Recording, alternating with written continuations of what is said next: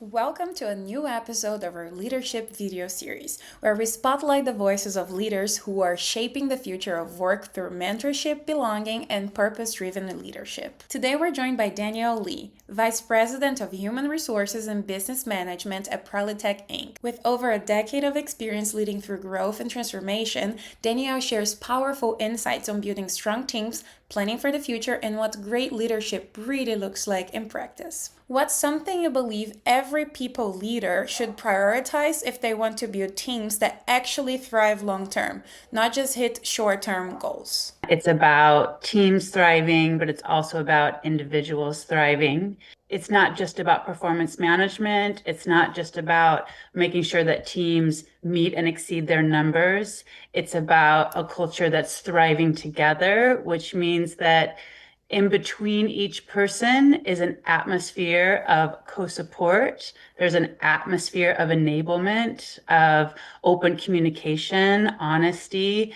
There's respect. So it's these culture attributes are the enablers that allow teams and individuals to reach their full potential. Your role touches succession planning, coaching, and special development projects. What does effective succession planning look like in a fast evolving business like yours? And how do you make sure it's more than just a checklist? Succession planning is essentially leadership development, right? You need someone to succeed the person who may be moving on to another role or out to another company or, even ending their career. You need somebody to be developed in the business and in the specifics of their department or the organization to take over that leadership role.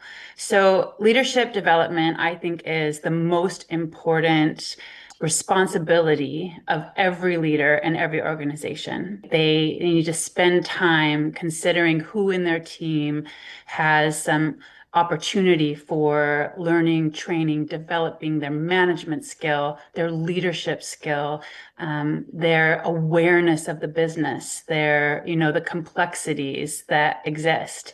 So, and that takes coaching, it takes mentorship, but first and foremost, it takes planning. You have to identify the individuals, and then you have to spend time crafting leadership development programs and then spend time on them. So it's a focus that every leader should have. I think it's the most important focus they should have, and all organizations should be paying close attention to it. Have you had a mentor or champion in your career who shaped your leadership approach? What did they do that stuck with you? I was fortunate to be mentored and coached by my CEO of my current company. His name's Richard Weaning, and he took me with him to all different meetings, conferences.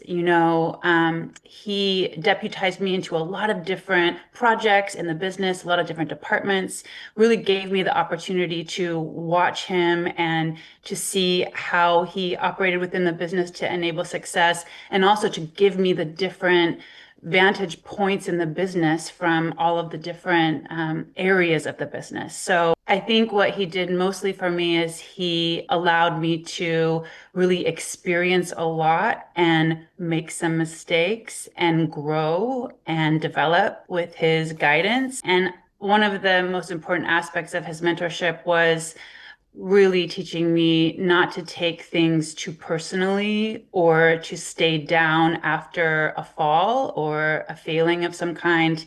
That it's important in business that you work very hard for the goals, that you do your absolute best, but you're still going to fail sometimes. You're still going to make mistakes and fall. And it's important not to make sure that you are not taking things so personally, that you understand that failure is a part of the story too. You've led HR and business management initiatives through high growth phases at Prolitec. What's one lesson you've learned about keeping culture grounded and teams aligned while scaling? Curiosity. That is so important. People will come to the wrong conclusion about something. When you're moving very quickly, when things are having a large impact on the organization, there's so much responsibility and things are moving so fast. it can be easy to conclude things are happening with other individuals, other departments. It's easy to cast blame, to think you know what's going on and you know what's going wrong. In truth, curiosity is the most important attribute that everyone can have when scaling, because it enables you to sort of drop that preconceived notion or even your vantage point that might have some bias or some perspective that is inhibiting you from seeing the full picture. So if everybody, in every department and every position, if everybody can hold that space for curiosity and open-mindedness, I think it will assist in better and more successful resolutions when issues come up and more success overall.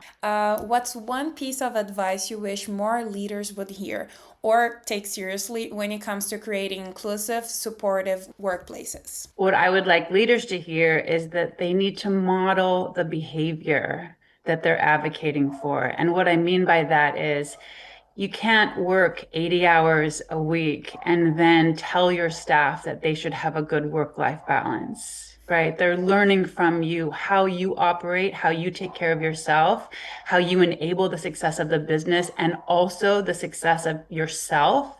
They're watching how you're doing it and they're learning from you. And so you really have to mean what you say and know that you're modeling it to everyone every step of the way.